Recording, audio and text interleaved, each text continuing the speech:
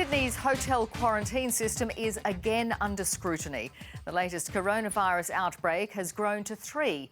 Another unlinked infection has also been found. Police are now investigating whether a limo driver who contracted the virus complied with health orders. The man wasn't vaccinated, nor was he doing daily COVID tests while transporting international flight crew. And the virus is the highly contagious Delta strain. A limo driver may have exposed another loophole in the quarantine system. The man was able to transport international freight crew to hotels while unvaccinated, without completing his required daily saliva tests. How on earth are frontline workers like this man still not vaccinated? We've vaccinated all those who are permanent employees, who've been in the system a while, but every day there are new people, subcontractors of subcontractors coming into the system. Police are also investigating whether the man was wearing a mask. Who's responsible for checking the COVID compliance of drivers is murky. Authorities say the onus is on the individual. Your obligations are legal, and they are to get saliva tested every day and to make sure you wear appropriate PPE. The virus has now spread to the man's wife and a woman in her 70s he crossed paths with at this cafe. A Balcombe Hills man in his 40s has also tested positive, but authorities suspect it might be a false positive. The list of exposure sites is getting longer. Affected suburbs now include Zetland, Redfern, Leichhardt and Castle Hill, as well as this bus route from Bondi Junction to North Sydney. And there's more bad news.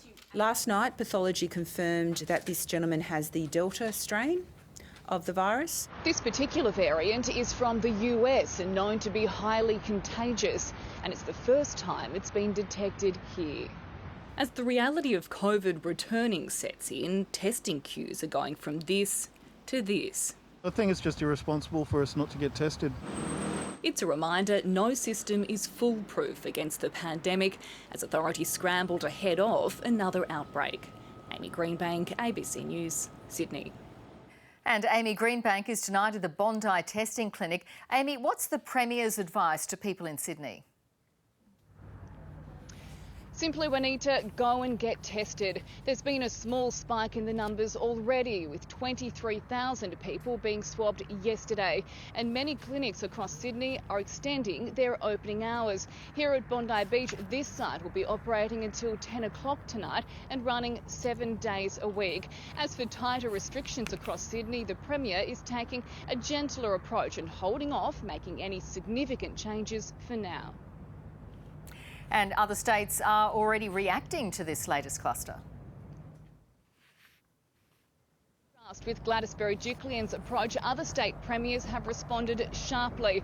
Anyone that's visited an exposure site will now be banned from entering South Australia, Tasmania and the ACT. Those living in Sydney's east will need to apply for a travel permit to get into Victoria or fill out a border pass to enter Queensland.